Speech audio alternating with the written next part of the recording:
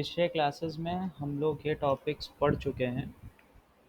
Purely resistive circuit, purely inductive circuit and purely capacitive circuit. तो इसमें जो चीज़ें हम लोगों ने पढ़ी थी, सबसे पहली इम्पॉर्टेंट चीज़ कि तीनों ही सर्किट में अप्लाइड वोल्टेज कॉमन है। दैट मीन्स ये V M sine omega T ये कॉमन है। वोल्टेज अप्लाई किया सर्किट में, अगर सिर्फ रेजिस्टेंस है तो करंट ये आएगी। ठीक है, I is equal to I M sine omega T. Voltage और करंट के बीच में जो फेज डिफरेंस आएगा वो ज़ीरो होगा। V और I दोनों सेम फेज में होंगे। इसी बेसिस पर आप देख रहे हैं ये फेजर डायग्राम।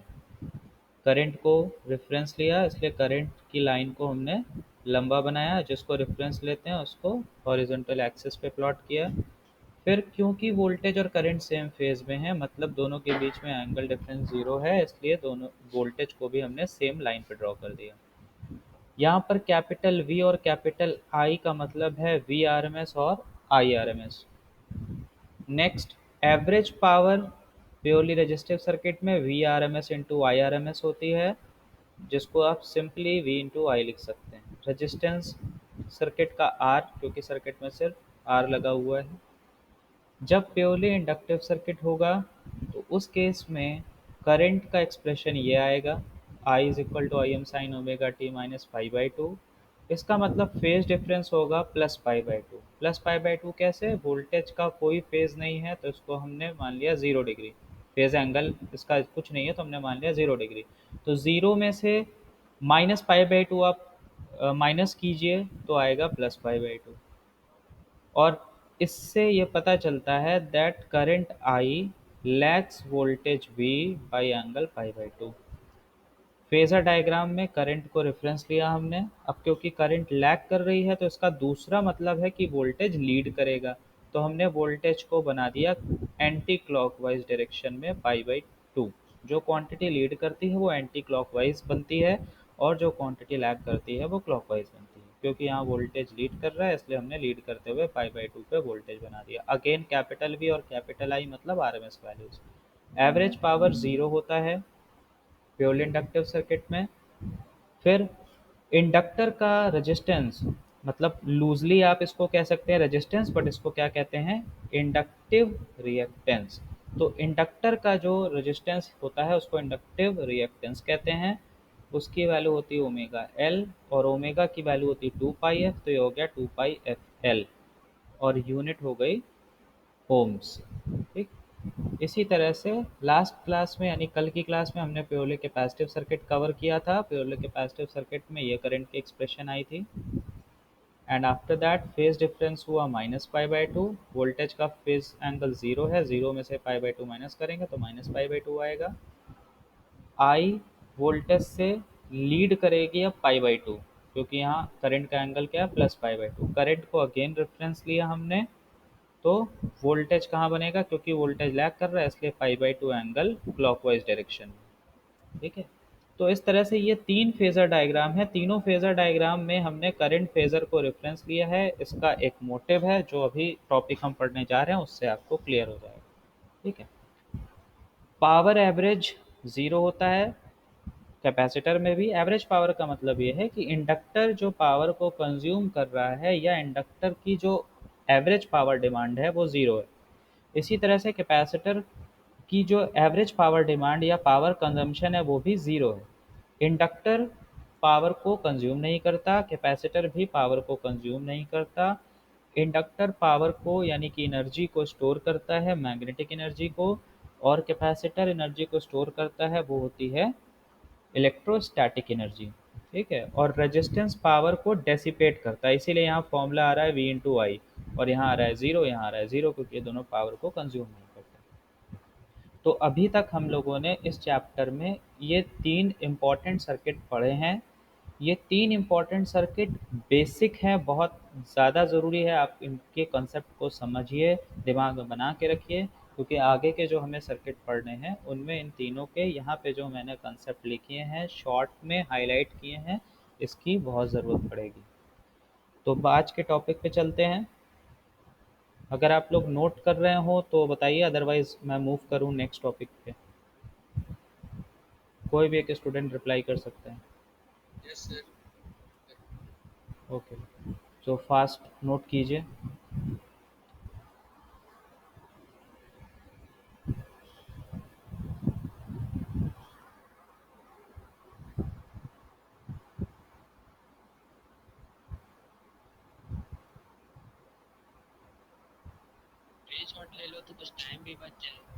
वैसे अगर आप लोग चाहेंगे तो नोट करने की ज़रूरत इसलिए नहीं पड़ेगी बच्चों, क्योंकि मैं अभी इस रिकॉर्डिंग को शेयर कर लूँगा, तो आप लोग रिकॉर्डिंग से दोबारा नोट कर सकते हैं। ठीक है,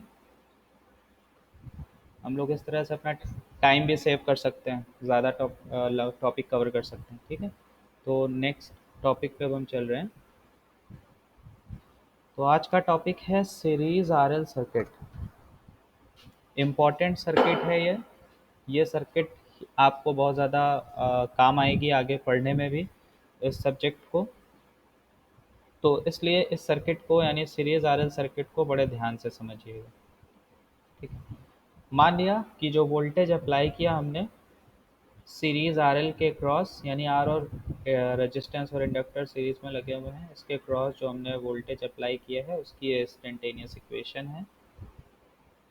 हमें निकालना क्या है कि करंट की क्या एक्सप्रेशन आएगी इस सर्किट में जब हम वोल्टेज अप्लाई कर रहे हैं तब। तो अब हम इस सर्किट में एनालिसिस का जो पार्ट है वो फेज़र डायग्राम से शुरू करेंगे। ठीक है, मान लीजिए कि रेजिस्टेंस के क्रॉस जो वोल्टेज ड्रॉप है उसको वी आर से डिनोट कर दिया, और इंडक्टर के क्रॉस जो वोल्टेज ड्रॉप है उसको वी एल से डिनोट कर दिया। अब हम बात करते हैं आरएमएस वैल्यू की।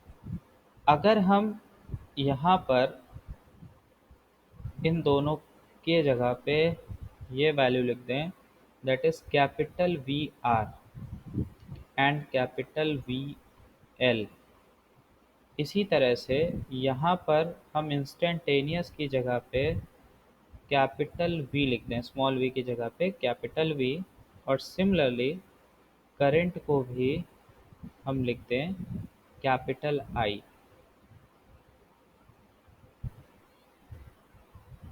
तो जैसा मैं क्लास में कई बार कह चुका हूँ, अगर आप कैपिटल लेटर्स में वोल्टेज और करंट को रिप्रेजेंट कर रहे हैं तो मतलब ये है कि ये आरएमएस वैल्यूज है। तो यहाँ पर हमने अप्लाइड वोल्टेज की आरएमएस वैल्यू लिखी है, फ्लो होने वाली करंट की आरएमएस वैल्यू, रेजिस्टेंस के क्रॉस जो वोल्टेज ड्रॉप है उसकी ये आरएमएस वैल्यू है। इसी तरह से वीएल जो है वो इंडक्टर के क्रॉस जो वोल्टेज ड्रॉप है उसकी आरएमएस वैल्यू। तो अगर हम इस चीज़ को लिखें then we can write it like this, let V is equal to RMS value of applied voltage, capital I is equal to RMS value of circuit current,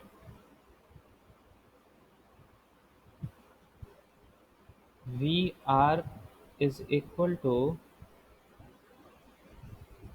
RMS value of voltage drop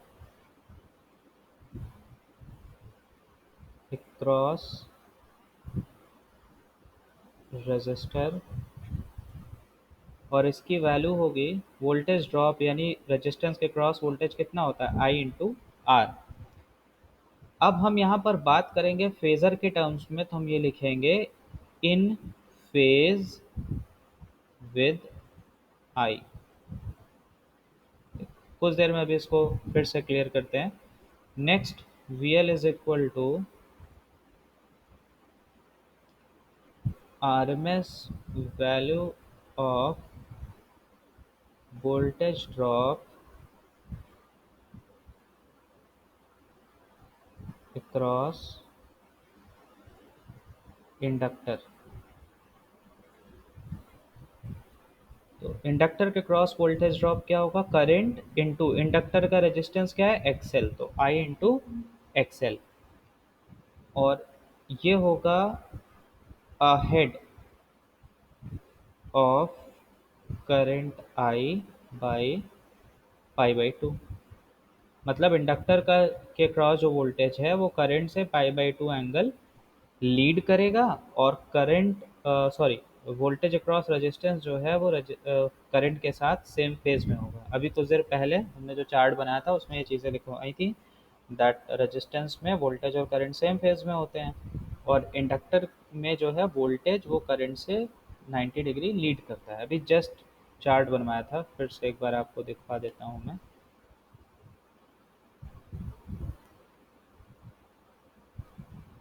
देखिए, resistance में voltage और current same phase में है, इसी को मैंने वहाँ लिखा है इन फेज। और इंडक्टर में देखिए करंट से वोल्टेज 90 डिग्री लीड कर रहा है, इसीलिए मैंने वहाँ लिखा है अहेड ऑफ, ठीक, ahead of I by pi by to, ये लिखा है मैंने। ठीक है, और यहाँ लिखा है इन फेज मतलब सेम फेज, रेजिस्टेंस के क्रॉस जो वोल्टेज है उसके लिए।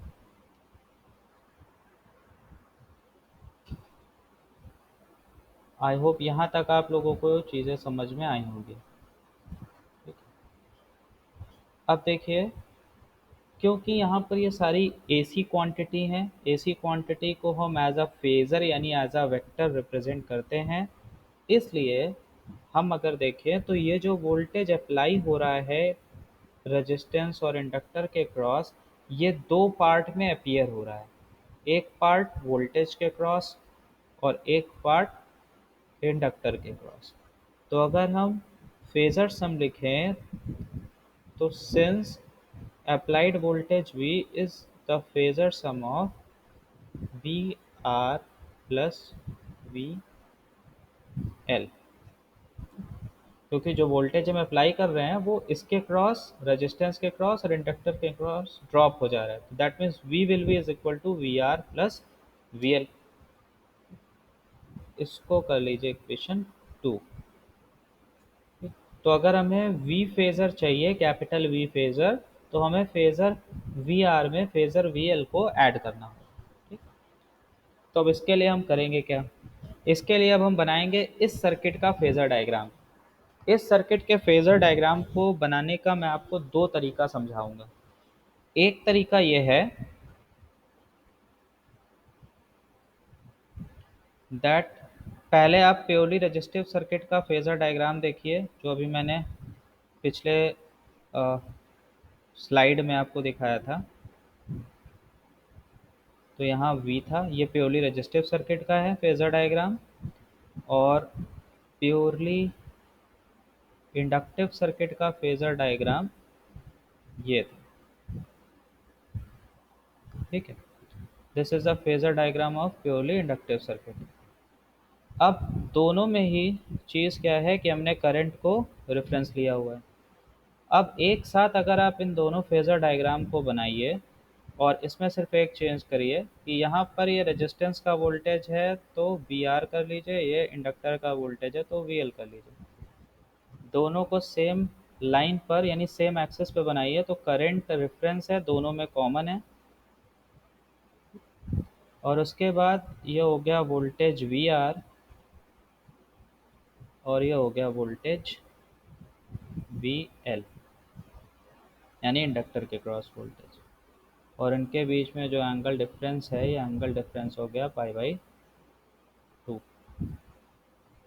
एक तरीका तो ये है, आपको समझाने के लिए सिर्फ मैंने बताया कि प्योरली रेजिस्टिव और प्योरली इंडक्टिव सर्किट का फेज़र डायग्राम बना लीजिए और फिर इन दोनों को एक दूसरे पे इम्पोज कर दीजिए।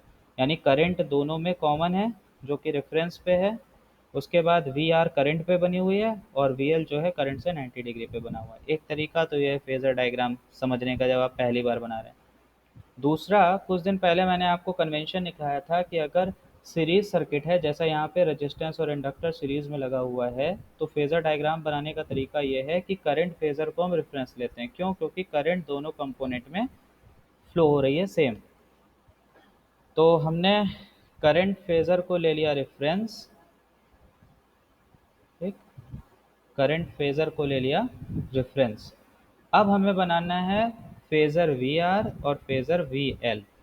तो क्योंकि हम ये समझ चुके हैं कि जो रेजिस्टेंस का वोल्टेज है वो करंट के साथ सेम फेज में होता है, इसलिए हम रेजिस्टेंस के वोल्टेज को करंट के साथ सेम फेज यानी उसी लाइन पे बना देंगे, that is V R. Next phasor क्या बचा, एक हमने बना दिया, दैट इज ये वी आर। अब हमें बनाना है वी एल। तो हम ये पढ़ चुके हैं दैट इंडक्टर का जो क्रॉस जो वोल्टेज है, इंडक्टर का जो वोल्टेज ड्रॉप है वो करंट से 90 डिग्री लीड करता है, लिखा है ना ahead of pi by to. तो यानी ये आपकी लाइन हो गई आई एल, इससे 90 डिग्री एंटी क्लॉकवाइज हम फेजर बना देंगे और ये हो जाएगा फेजर वी एल। ठीक, तो एक तरीका ये था, हमने आपको समझाने के लिए दो अलग अलग फेजर डायग्राम बनाया, फिर उसको एक साथ सुपर इम्पोज कर दिया, मतलब इनको साथ साथ मिला दिया तो भी फेजर डायग्राम बन जाएगा। लेकिन सही तरीका बनाने का और समझने का ये है कि हम उस क्वांटिटी को रेफरेंस लेते हैं जो दोनों में कॉमन है, यानी कि सीरीज सर्किट में हमेशा करंट फेजर को रेफरेंस लिया जाता है और पैरेलल सर्किट में वोल्टेज को। फिलहाल आप सीरीज सर्किट पढ़ रहे हैं तो करंट को हमने रेफरेंस लिया, उसका कारण क्योंकि दोनों कंपोनेंट यानी रजिस्टर और इंडक्टर में करंट सेम फ्लो कर रही है, तो हमने करंट को रेफरेंस लिया, इसलिए इसको हमने हॉरिजॉन्टल एक्सिस पे ड्रॉ किया। फिर बारी आई वोल्टेज फेजर वी आर की। ये रेजिस्टेंस का वोल्टेज है, करंट के साथ सेम फेज में होता है, इसलिए सेम लाइन पे ड्रॉ कर दिया हमने। उसके बाद बारी आई इंडक्टर के वोल्टेज ड्रॉप वी एल की। अब वी एल जो है वो आई से 90 डिग्री लीड करता है, तो हमने इसको 90 डिग्री लीड करते हुए बना दिया। तो ये हो गया फेजर डायग्राम। अब इसमें एक इम्पॉर्टेंट चीज़ बची रह गई, उसे भी बना लीजिए। यहाँ पे क्या लिखा है क्वेश्चन टू में, दैट रिजल्टेंट यानी कि applied voltage phasor is equal to phasor V R plus V L. तो हमको वी आर और वी एल का फेजर सम लेना है। फेजर सम कैसे लेंगे, तो फेजर सम लेना आप सब जानते हैं, हमें जिन दो फेजर यानी जिन दो वेक्टर्स को ऐड करना है उनको एक दूसरे के पैरेलल बढ़ाते हैं। मतलब कैसे, वी एल को वी आर को से ऐड करना है तो हम वी एल से वी आर के पैरेलल में लाइन ड्रॉ कर देंगे।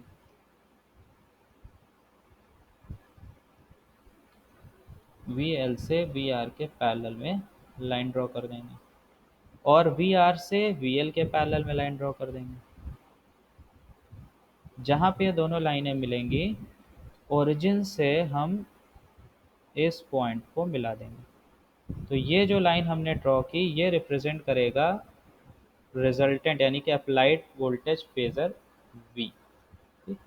और अप्लाइड वोल्टेज और करंट के बीच में जो एंगल होता है इस एंगल को रिप्रेजेंट करते हैं फाई से और इसको पढ़ते हैं फेज एंगल।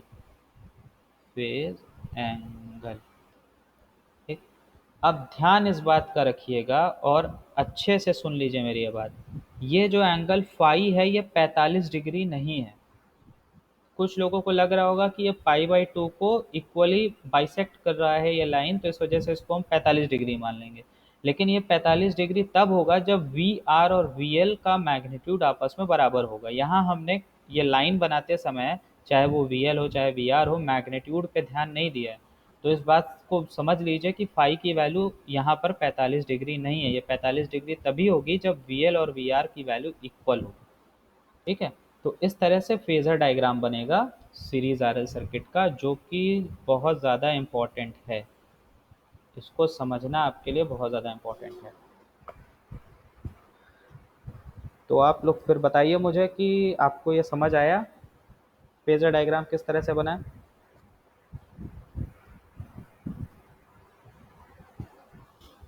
कोई भी स्टूडेंट रिप्लाई करे अनम्यूट करके अपने आप को। क्लियर हुआ आप लोगों को फेजर डायग्राम अपने आप बना लेंगे आप लोग।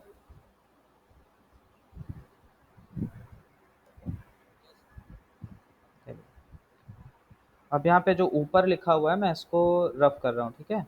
आई होप आप लोग इससे तो नोट कर ही लिए होंगे, तो मैं सिर्फ इसको हटा रहा हूँ।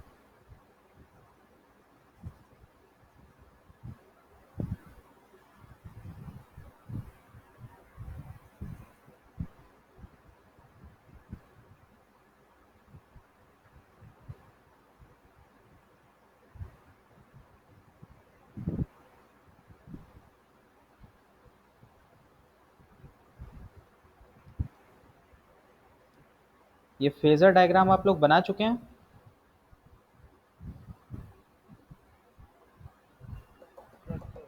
Okay, thank you.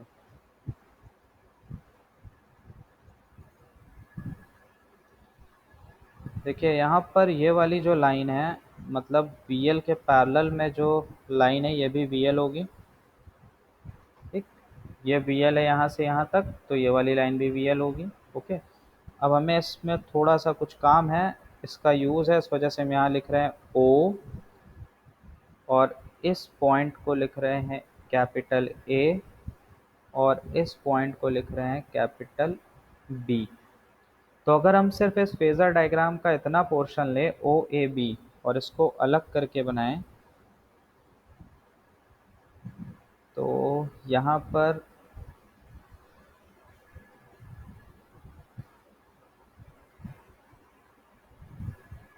OA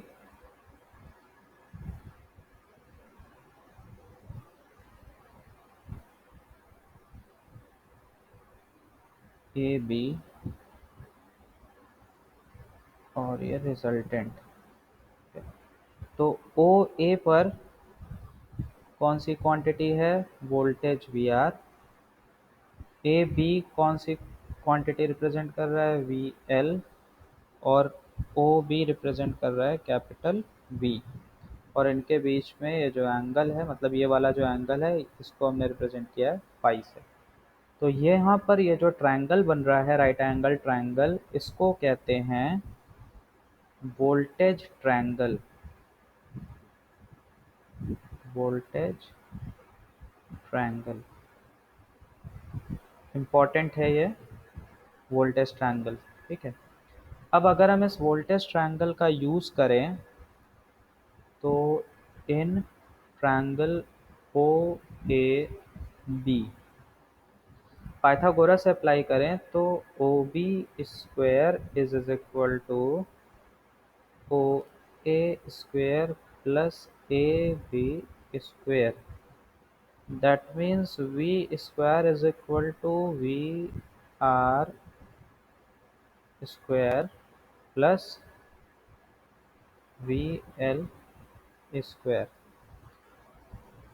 अभी कुछ देर पहले हमने वी आर की वैल्यू लिखी थी, वो है आई आर। आई आर का स्क्वायर प्लस वी एल की वैल्यू आई एक्स एल का स्क्वायर।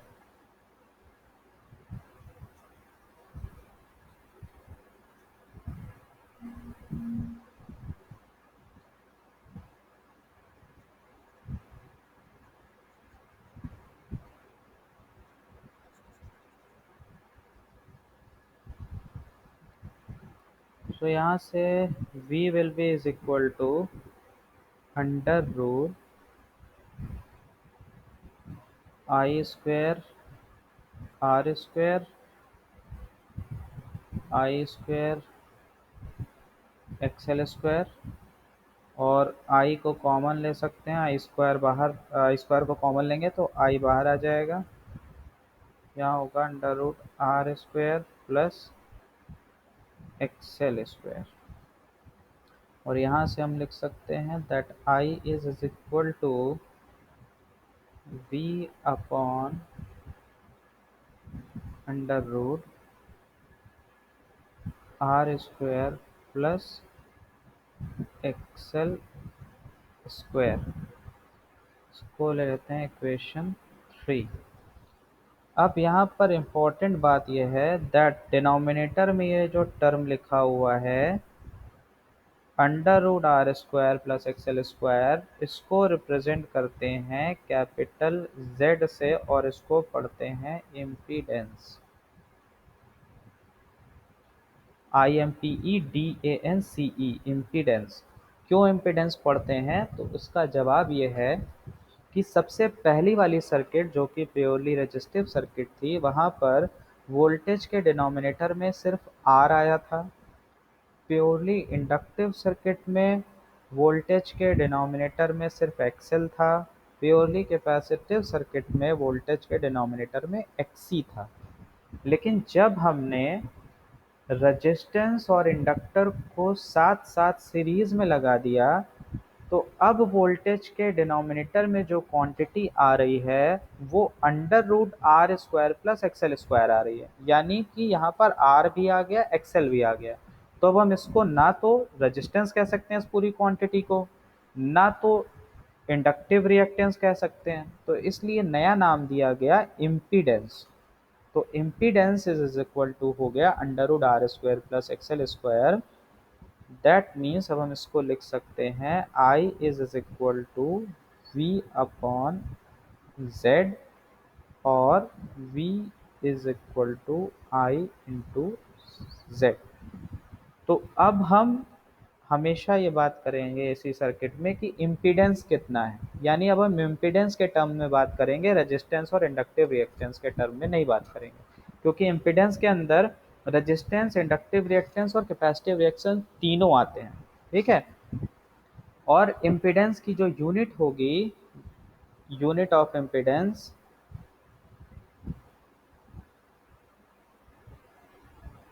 तो यूनिट ऑफ इम्पीडेंस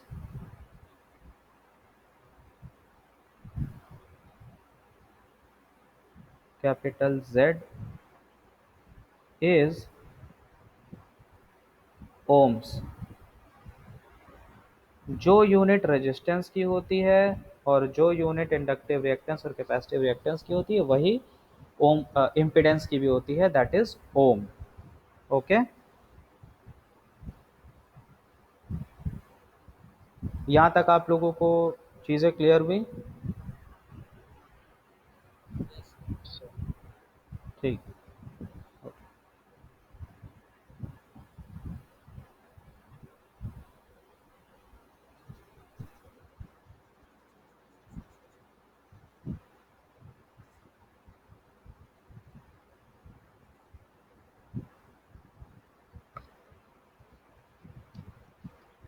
अब यहाँ पर इम्पॉर्टेंट चीज़ ये ध्यान रखिएगा, दैट जो I is equal to V by Z लिखा हुआ है, इसमें ये जो V है, this V is V R M S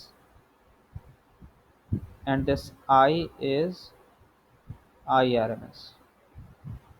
तो हम इस इक्वेशन को I M upon root two भी लिख सकते हैं, और इसी तरह से वी एम को V M upon root two upon Z. तो रूट टू से रूट टू कैंसिल हो जाएगा, तो हम ये भी लिख सकते हैं that I M is equal to V M upon Z. ये मैं आपको न्यूमेरिकल के पॉइंट ऑफ व्यू से समझा रहा हूँ कि अगर वी एम दिया हुआ है तो भी हम आई एम निकाल सकते हैं, या आई एम दिया हुआ है और z दिया हुआ है तो हम वी एम निकाल सकते हैं। मतलब इनमें से किन्हीं भी दो की वैल्यू दी हुई है तो हम तीसरी वैल्यू निकाल सकते हैं। आई आर एम एस से भी निकाल सकते हैं, I R M S is equal to V R M S upon Z, और मैक्सिमम वैल्यू से भी निकाल सकते हैं। दोनों फॉर्मूले में फ़र्क नहीं है कोई। ठीक है, बस यहाँ पे आई आर एम एस है, यहाँ I M, V R M S, V M, इसका ध्यान रखिएगा।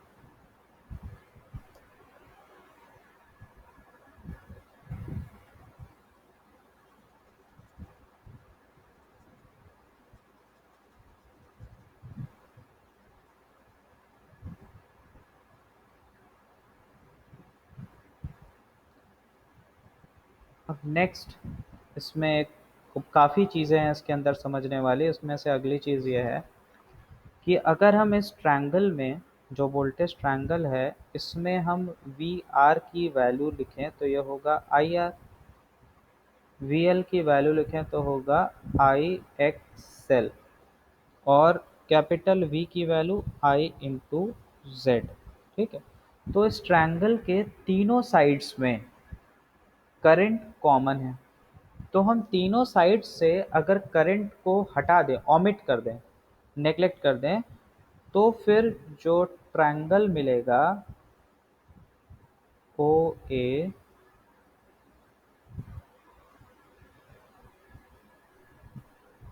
बी,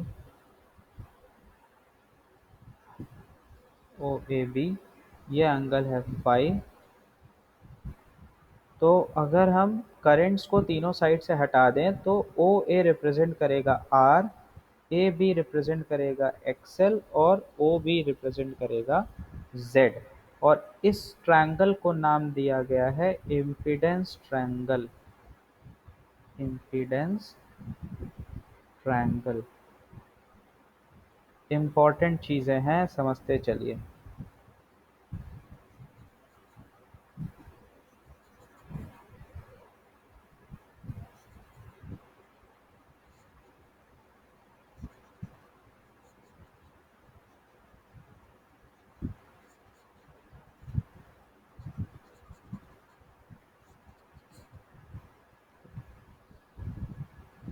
तो ये तो बात हो गई इम्पीडेंस ट्रायंगल और वोल्टेज ट्रायंगल की। अब आपको फेजर डायग्राम मैं बना चुका हूँ, तो अब दोबारा कैसे बनेगा ये तो मैं नहीं बताऊंगा, लेकिन मुझे इसका एक काम है आपको एक और चीज़ समझाने के लिए, तो इसे मैं फटाफट तेज़ी से बना रहा हूँ।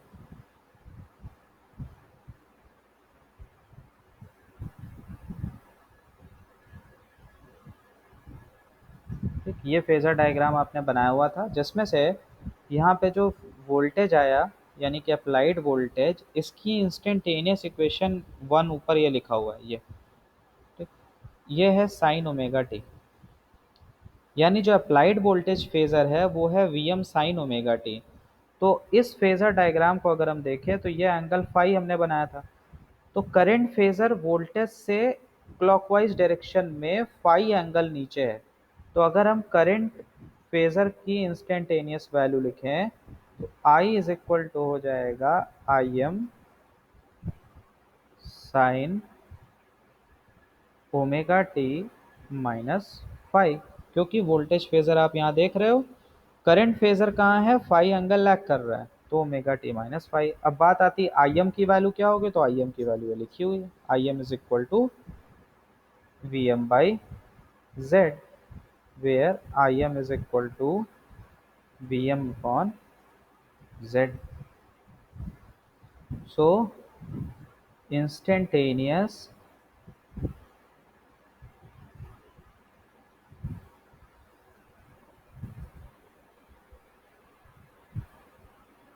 equation of current I will be is equal to, from phasor diagram लिख लेते हैं, from phasor diagram I is equal to Im sin omega T minus five. इसको कर लेते हैं इक्वेशन 4। तो हमें करंट तक पहुंचना था, इस तरह से हमने करंट की इक्वेशन को समझ लिया फेजर डायग्राम से। ठीक है, अब यहाँ पर Im की वैल्यू क्या होगी ये तो हमने यहाँ लिख दिया। अब बात आती है कि फाई की वैल्यू क्या होगी। फाई को हमने क्या बोला था, यहाँ पर फाई क्या है, फेज एंगल है, ये बहुत इंपॉर्टेंट चीज है, फाई फेज एंगल है। तो हम फेज एंगल की वैल्यू क्या लिखेंगे, क्या होगी, तो देखिए सबसे पहले from voltage triangle, from voltage triangle, voltage triangle में देखिए तो आप फाई निकालें तो tan phi is equal to होगा V L upon V R, और phi is equal to tan inverse V L upon V R. तो फाई की वैल्यू क्या हुई, tan inverse V L upon V R. That means अगर numerical में आप V L और वी आर की वैल्यू निकाल सकते हैं या दी हुई है तो आप फेज एंगल निकाल पाएंगे tan inverse V L upon V R से। ये तो हो गया एक कंसेप्ट।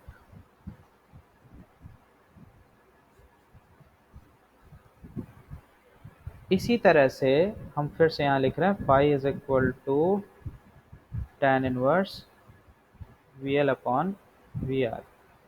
अब अगर हम वी एल और वी आर की वैल्यू पुट कर दें तो I X L upon I R, I से आई कैंसिल हो गया, then phi is equal to tan inverse X L upon R. या दूसरा तरीका है फाई निकालने का कि अगर हमें एक्सेल और एक्सेल और आर की वैल्यू न्यूमेरिकल में दी हुई है, या हम निकाल सकते हैं एक्सेल और आर की वैल्यू, तो हम फाई की वैल्यू निकाल सकते हैं, यानी फेज एंगल निकाल सकते हैं। और ये वैल्यू आप यहाँ से वेरीफाई भी कर सकते हैं इम्पीडेंस ट्रायंगल से। यहाँ टेन फाई निकालेंगे तो एक्सेल बाई आर आएगा, तो phi is equal to tan inverse XL by R हो गया। सर एक्सेल को ओमेगा एल कर सकते हैं क्या? बिल्कुल कर सकते हैं। आप इसको लिख सकते हैं tan inverse omega L upon R, और आगे बढ़ सकते हैं आप, ओमेगा को टू पाई एफ लिख सकते हैं, आप two pi F L upon R लिख सकते हैं, ये भी लिख सकते हैं, कोई दिक्कत नहीं। यस। Okay sir.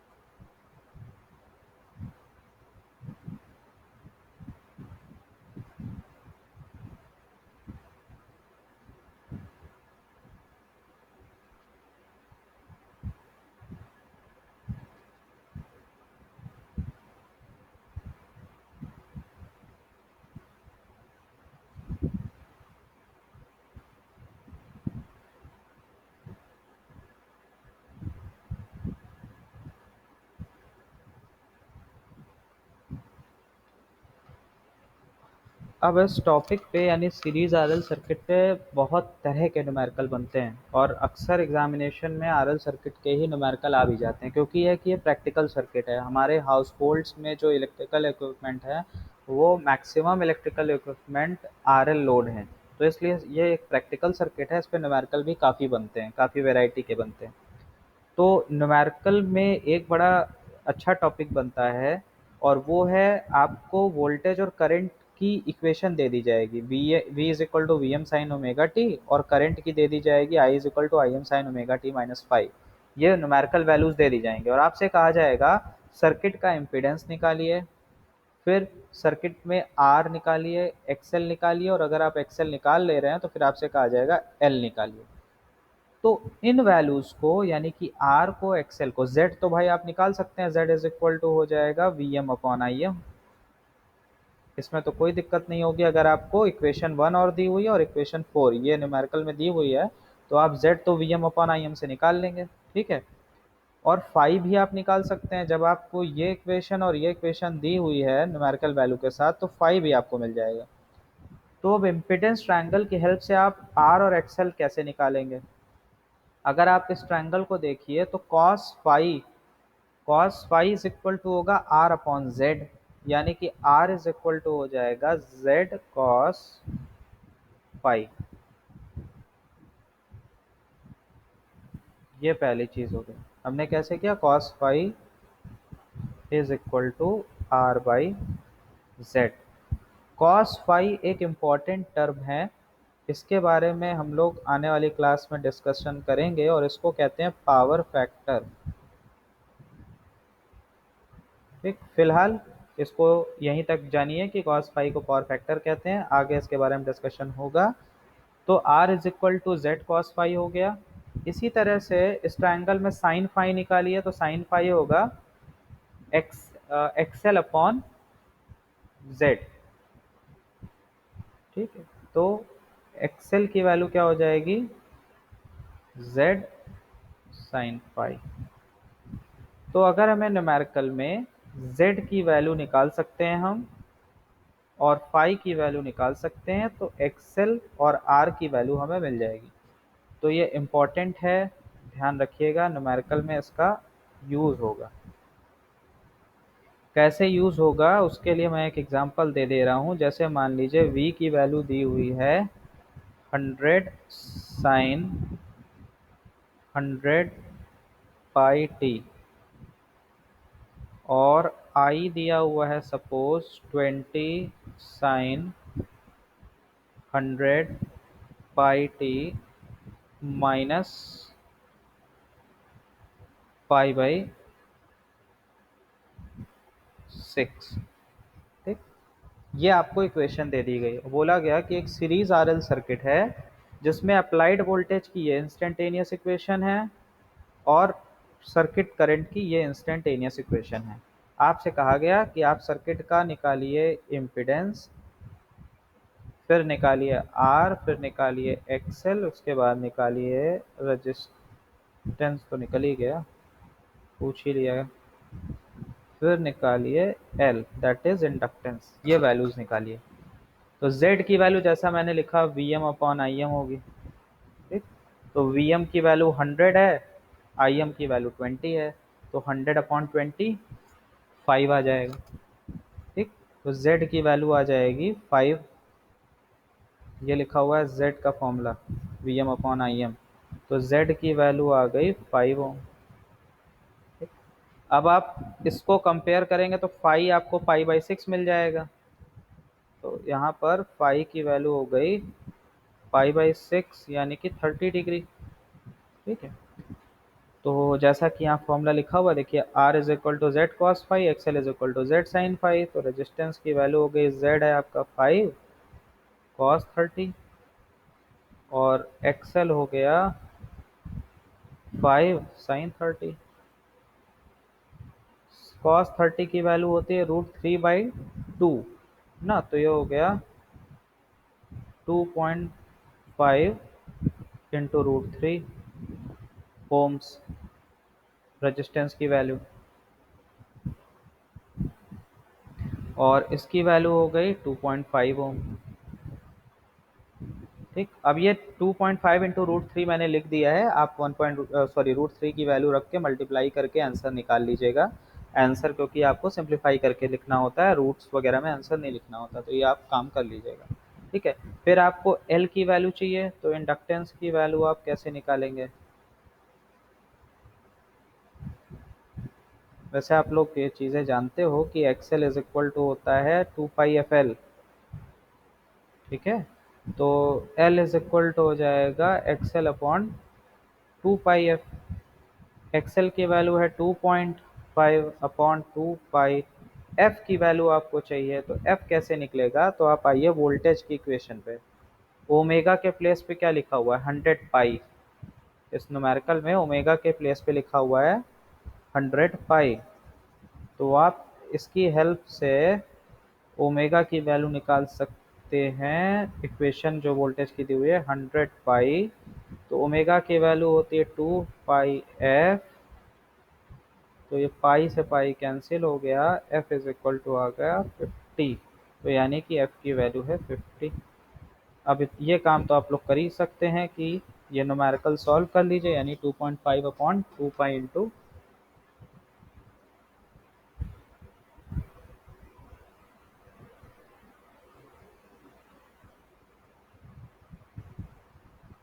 ठीक है।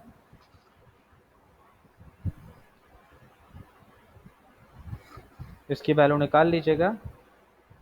मेरा काम था आपको ये बताना कि इस टॉपिक पे एक ये तरह का न्यूमेरिकल, इस तरह का न्यूमेरिकल बन सकता है, तो इस पे ध्यान रखिएगा कैसे आप इस तरह के न्यूमेरिकल को लगाएंगे, और कि ये आपका वोल्टेज ट्रायंगल जो है, और वोल्टेज ट्रायंगल वो किस तरह से आपकी हेल्प करेगा। तो सर बन सकता है मतलब रेगुलर नहीं आता एग्जाम में? बेटा कई तरह के न्यूमेरिकल होते हैं ना किसी भी टॉपिक पे, अब आरएल सर्किट में मैंने बताया बहुत वैरायटी के न्यूमेरिकल हैं, तो इस तरह के न्यूमेरिकल बन सकते हैं, मतलब हैं, आप बुक खोलेंगे तो आपको सॉल्व एग्जाम्पल में इस तरह के न्यूमेरिकल मिलेंगे, और अक्सर आ जाते हैं इस तरह के न्यूमेरिकल। अभी इसमें कई चीज़ें और पूछी जा सकती हैं, पावर आपसे पूछा जा सकता है, पावर फैक्टर पूछा जा सकता है, यानी कॉस फाई।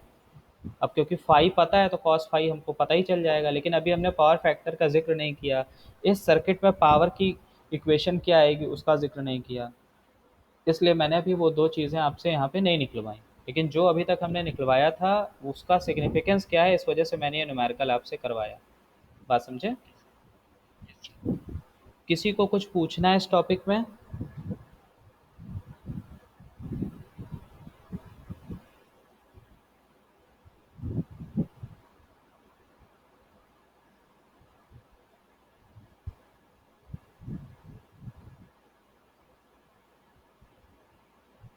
अगर किसी स्टूडेंट को कुछ पूछना हो तो वो पूछ सकता है।